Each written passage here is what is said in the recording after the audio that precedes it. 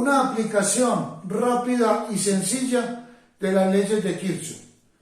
Nos dan el circuito y debemos encontrar en este circuito las corrientes I1, I2 e I3 y el voltaje en la fuente, V sub F. Miramos que por la resistencia de 6 ohmios circula una corriente de 2 amperios.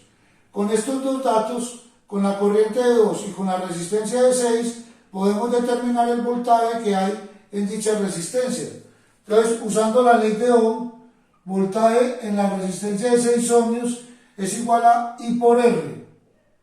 I por R. La corriente es 2 amperios y la resistencia son 6 ohmios.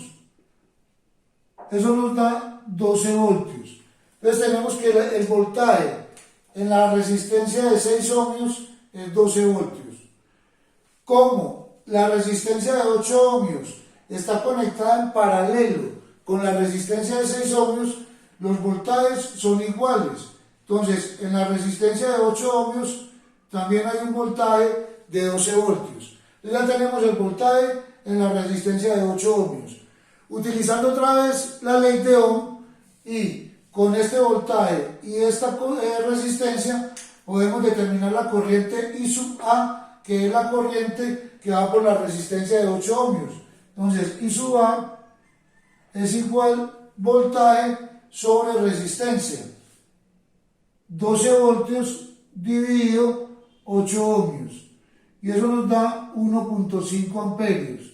Entonces, la corriente que va por la resistencia de 8 ohmios es 1.5 amperios.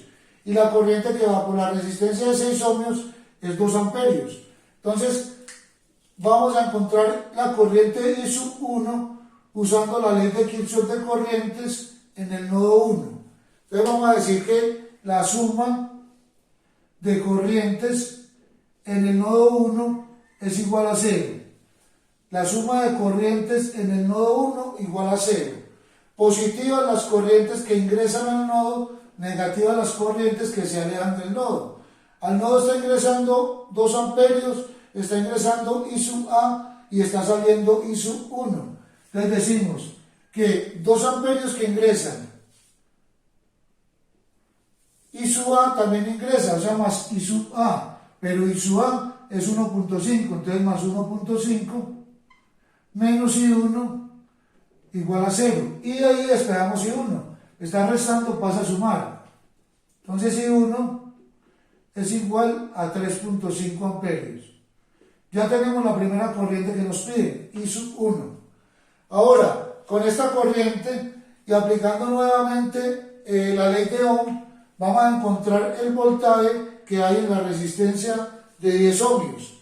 Entonces decimos que el voltaje en la resistencia de 10 ohmios es igual a 10 y 1. O sea, 10 por 3.5. Y eso nos da 35 voltios. Aquí serían 10 ohmios por 3.5.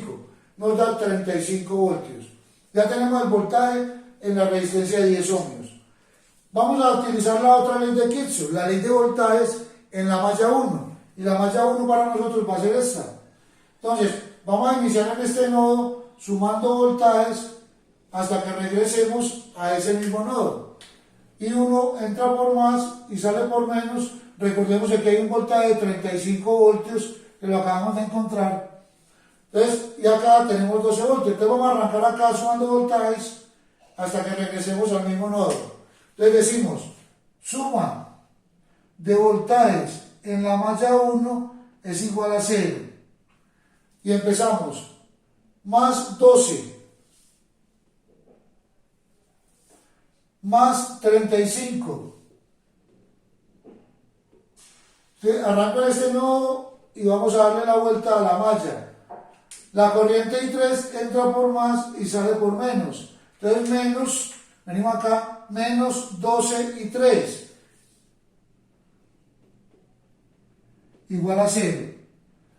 Ya recorrimos toda la malla 1 hasta que regresamos al punto donde iniciamos. De acá vamos a despejar I3. 12 y 3 está restando, pasa a sumar.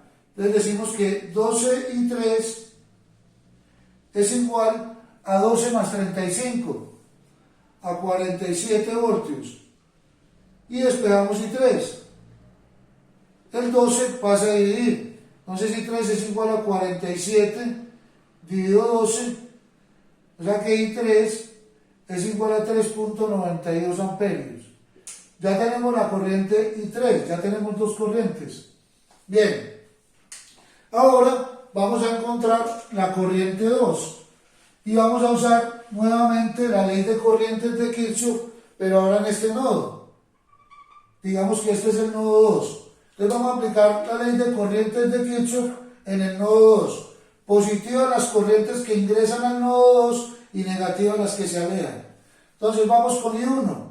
I1 está ingresando al nodo 2. Entonces decimos, suma de corrientes en el nodo 2 es igual a 0. I1 que está entrando es positiva. I3 que también está entrando es positiva. Pero I2 que sale es negativa, igual a 0. Miren que I2 se la aleja del nodo 2.